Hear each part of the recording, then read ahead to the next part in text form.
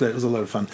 My fun story from Copenhagen, in terms of like who's in the room. Yes. Because one of the issues in Copenhagen was access. And, you know, like there were lots of people that were left out in the cold, and it was terrible weather. I mean, it was just snow and blizzard and sleet. And It's true. That's the thing that stops things happening. Still the weather. yeah, well, I mean, I was, at that time, I was doing the technology development and transfer negotiations, and I was, it was very end game, just before everything really collapsed. And I was racing back to the room because I'd left the memory stick in the computer, which is a big, big mistake, because that is the only version of the text coming out of the room.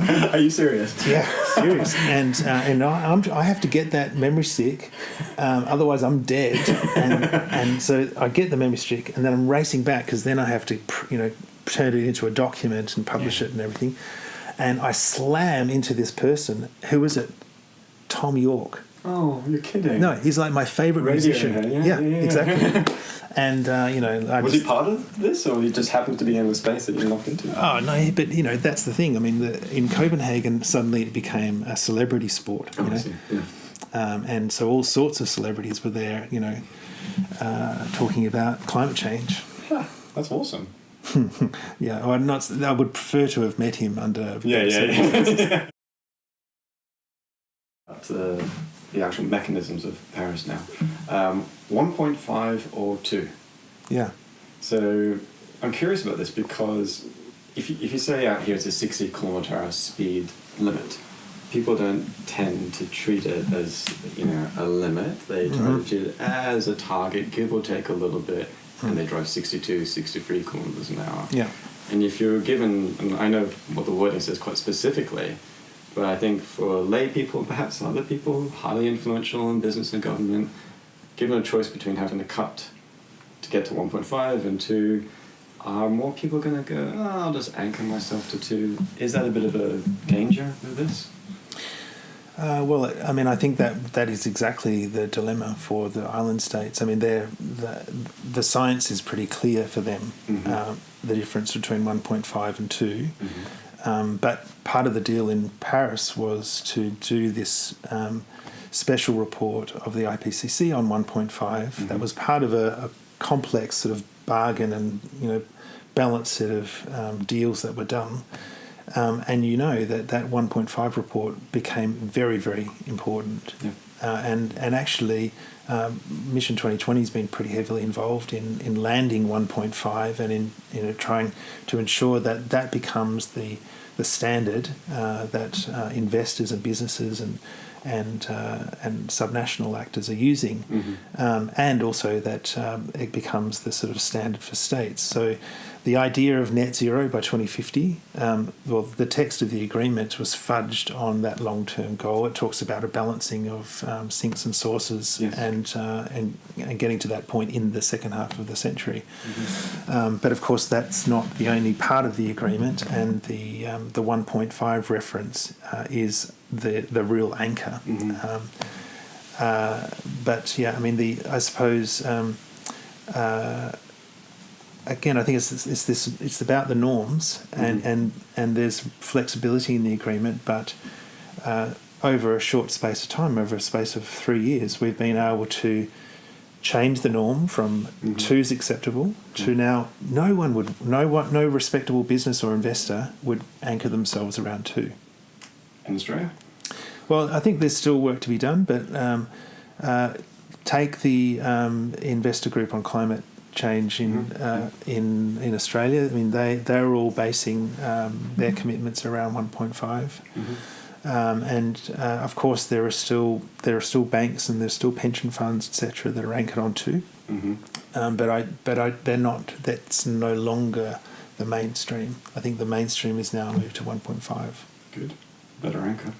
And talking about this element of anchoring behavioural psychology, just to go back a little bit for a second about this aim in the future of 2050 to make sure it's capped to that point, 1.5. We were talking about this before.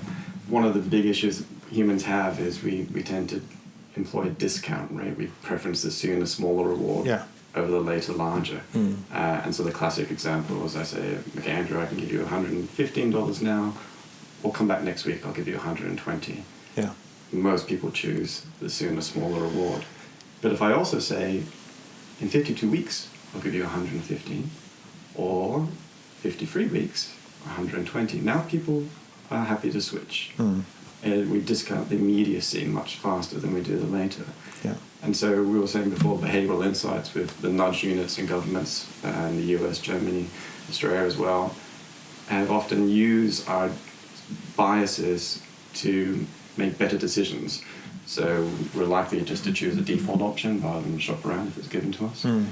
And under the pension plan example, we're happy to contribute more of our earnings as our wages increase to sacrifice in the pension plan, because we know that's going to happen in the future.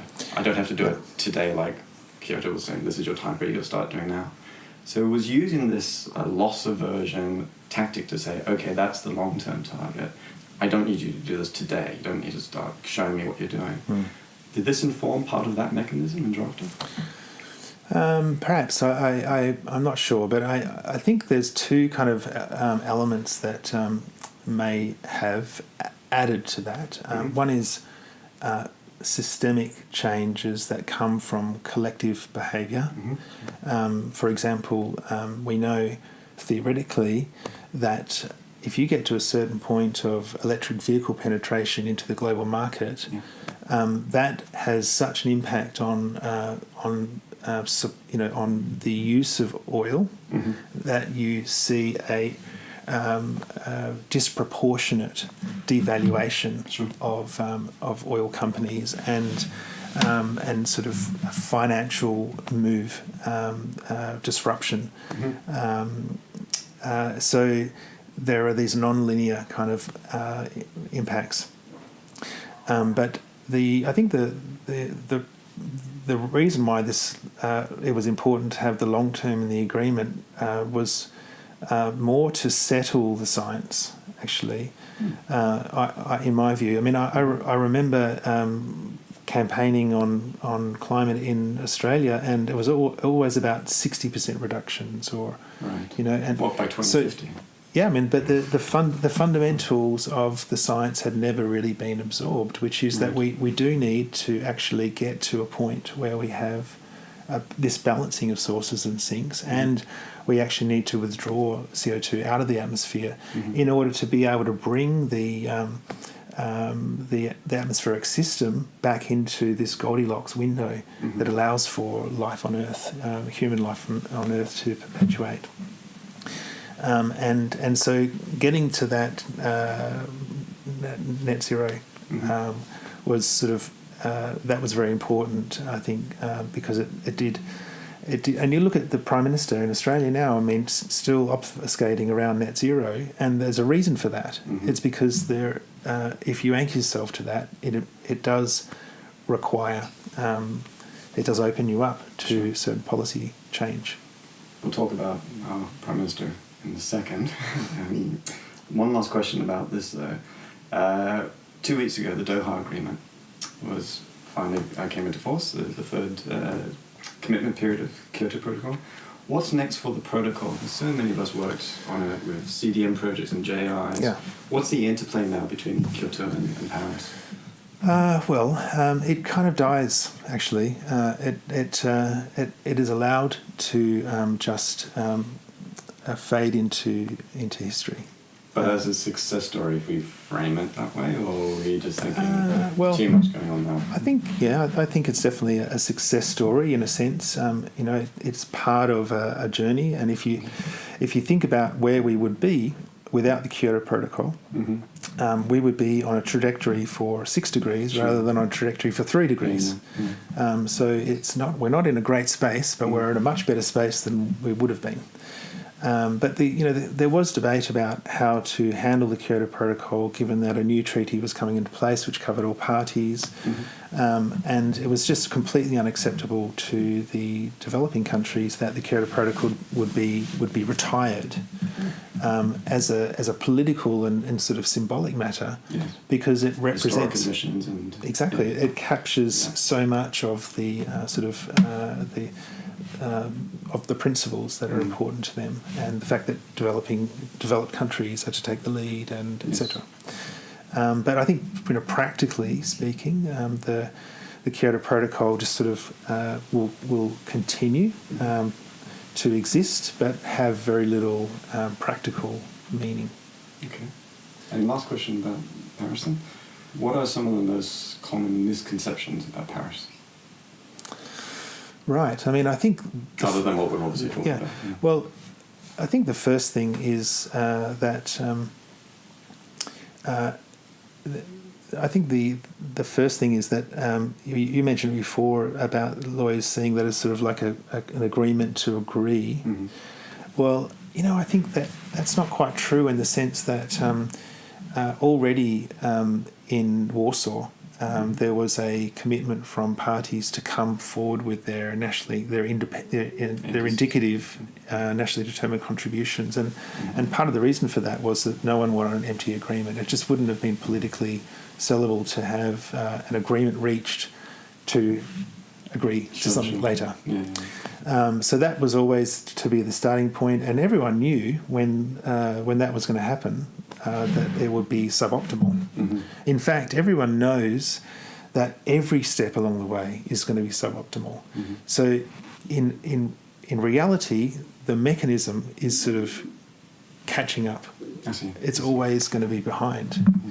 You probably only ever get to be aligned once you get to 2050. Right. Okay. That's one conception. Good. Let's talk about since Paris, Mission 2020 now. You're the CEO. What does it do? What do you do? Are you busy? Is this why we don't play baseball? Yeah, well, I'm not as busy as I was when I was in the negotiations, that's for sure. I get to spend time with my family, which is great. Now, Mission 2020 was kind of conceived on the 13th of December after the gavel went down, and we then had a very nice celebration. We drank lots of French champagne, courtesy of the of Laurent Fabius. Mm-hmm. And then we woke up in the morning, we realised, wow, what next? Yeah. And, of course, the deal was done, but it wasn't really done because we never actually delivered on that second track I mentioned before, of bridging the gap. Yeah. As we know, the NDCs didn't add up, but it was actually more about the pre-2020 period. And so for two reasons we started this mission. One was we didn't want things to fall in a heap. There's a tendency for this process to be cyclical, and we knew that it was very important to maintain the momentum after Paris, and because 2020 was to be the year when countries would come forward with their new ambition, and also because we know that you must bend the curve by 2020 if you want to stay on path for the possibility of 1.5. So Mission 2020 was designed to support all of those actors that had delivered the Paris Agreement to deliver on the next stage, bending the curve by 2020. But also, theory of change is if you get those actors to deliver, that creates the space for national governments to be able to come forward with their ambition. Okay. And one of the things that you're doing is tracking milestones in particular areas. You briefly mentioned that. Yeah, I mean, I'm not sure we're really tracking it. I mean, although we are, but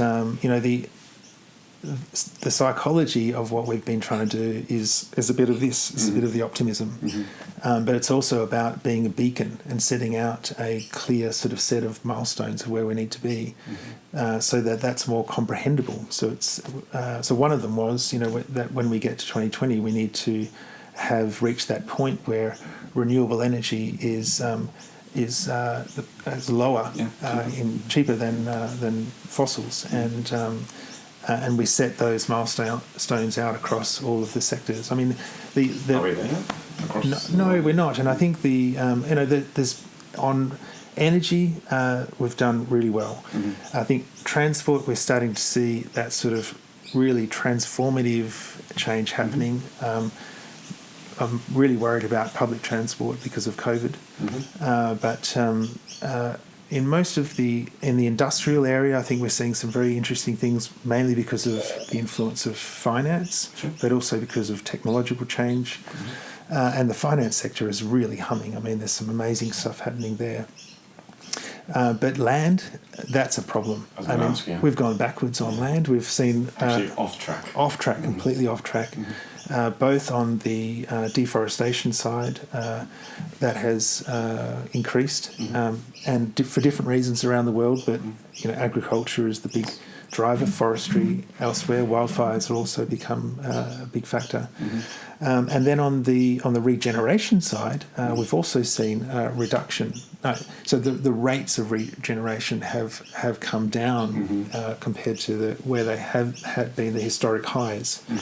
So that's a big area, and it's very important for human development, but it's also absolutely essential if we're going to reach the 1.5 goal, because of the fact that we need to be taking this stuff out of the air. And land use, as you mentioned, agriculture. I think for a lot of people, when they see the planetary boundaries, they're surprised to see phosphorus and nitrogen and so forth. Here's the boundary we've gone past, and biodiversity. Both of those heavily influenced because of, for what a lot of people would say was the beginning of the Anthropocene in agriculture, but of course in the past century, the great acceleration, green revolution, industrial agriculture, monoculture, monopolized and so forth, huge chemical inputs. But with courses like global citizenship, one of the things we try to do is sort of break that sort of barrier between your everyday life and the longer term and wider consequences, the temporal spatial discounting that we do by talking about fast fashion, talking about our food choices. My concern about this is, what can we do at the consumer level? Because talking about norms, there is such a culture about food in many places in the world, and a mythology about barbecues like we had on the weekend and so forth, expectations of steak and so forth. And if you had biofeedback packaging on a steak saying, did you know 70% of the Amazon that's been deforested has been turned over to cattle grazing, so much methane and so forth, did you know the health issues of eating this? I'm not sure that would generate enough critical mass for enough consumers to change the demand side of this. What else can be done, at least in terms of consumers? Yeah, I mean, I'm not. I'm of the view that you achieve change through the dynamics between action at the consumer and the systemic levels, and I don't think one or the other happens to deliver. So you need to move on the consumer side, and there's a lot of things that can be done. But just, I think as an analogue, we are basically on food. We're at the same point that we were on renewable energy in 1976, where you had, renewable energy was like a little demonstration thing over here, and it's a little bit like that. If you go into the shopping centre and you go to the organic food section, and everything's sort of wrapped in plastic, and it's terrible food actually, and we accept that everything else can be non-organic, which is absurd, because actually we need to flip this around, like we've done with energy. So I think that is not going to happen through the consumer side. That's not been the way we've moved from 1976 to now on energy. We've done that through, firstly through technological change, but also through markets and systemic changes. Sure. As you're talking about COVID as well, we mentioned this because our lunch was from Local Fish and Chips, which is a sustainable award-winning one. We noticed during COVID the fear of businesses and how they would survive. A lot of the local business we live obviously here in the Tweedshire are the agroecology organic farms that we get our fruit and vegetables from, the butcher who's totally organic. Rather than be worried about them, they had problems keeping up with demand over COVID. Shorter supply chains, obviously local produce and so forth, not having to rely on globalization and development.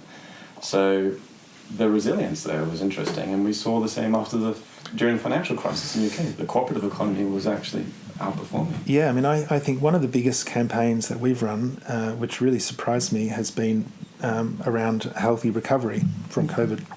And we just picked this up thinking, that this would be very interesting to engage the health sector. Yeah. And overnight we had over half of the health sector globally signing on to a campaign directed towards the G20, calling for a healthy recovery. And I think that there's something that has happened. People have connected in some way COVID and the need for addressing the ecological crisis. People do identify a connection between those two things. Well, especially here we are in Oz, we had the biggest bushfires this past summer. Yeah. Last year was the hottest, driest, highest fire index. Smoke went all around.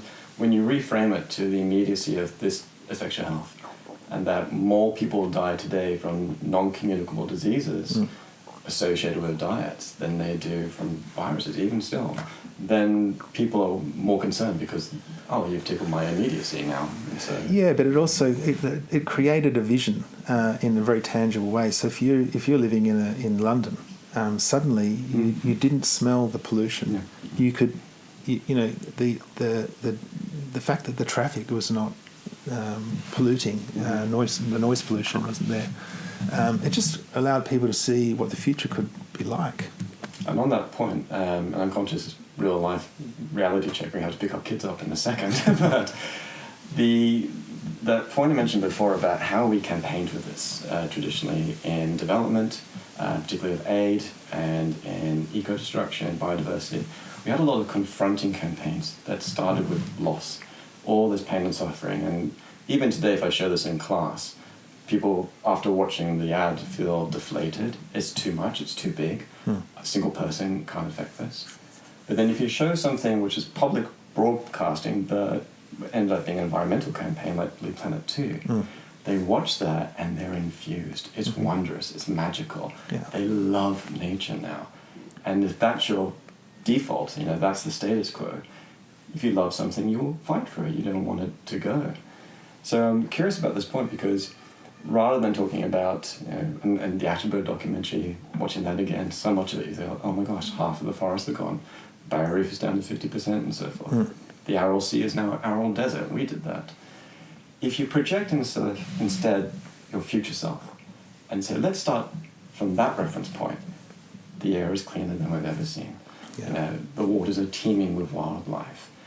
We own our own energy, and this idea of prosperity without growth, from GDP to well-being and so forth, we know that matters to us individually, much more than GDP, which just measures output. Long history of research into that. What if we did start reframing things like this and say, let's start with that? Because what you would do now to take away from that, chipping away and damaging that, would be less acceptable. Because now we reactivate the loss aversion. Yeah. That's the picture that you really want to start messing with, rather than forcing you to say, you need to change this now. Things are happening all around, which are bad.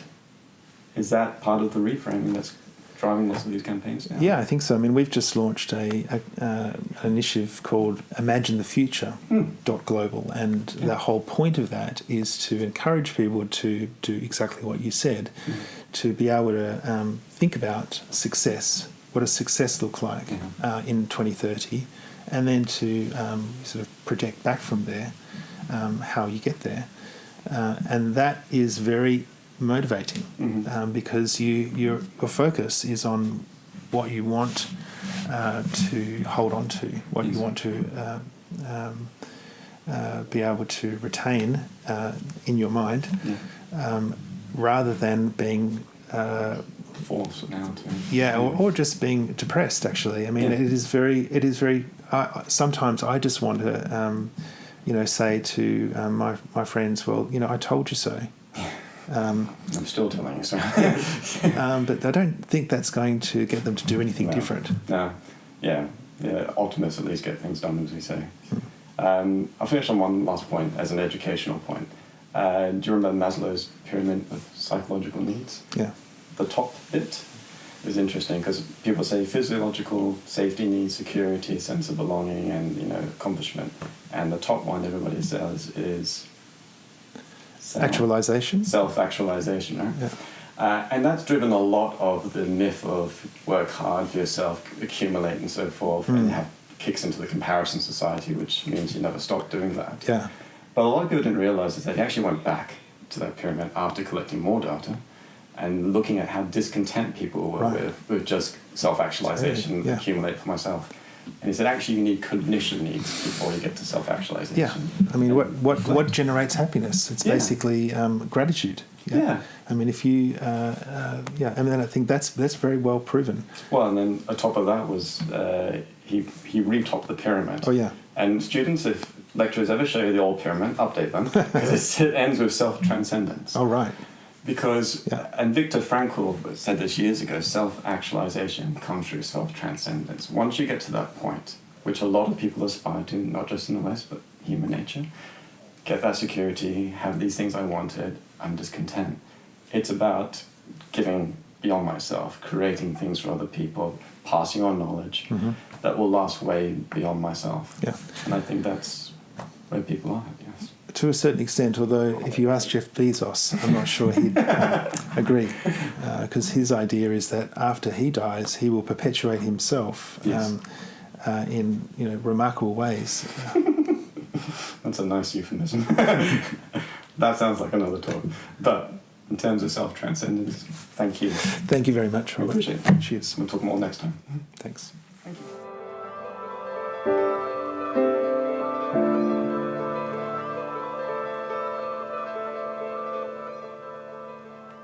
Okay.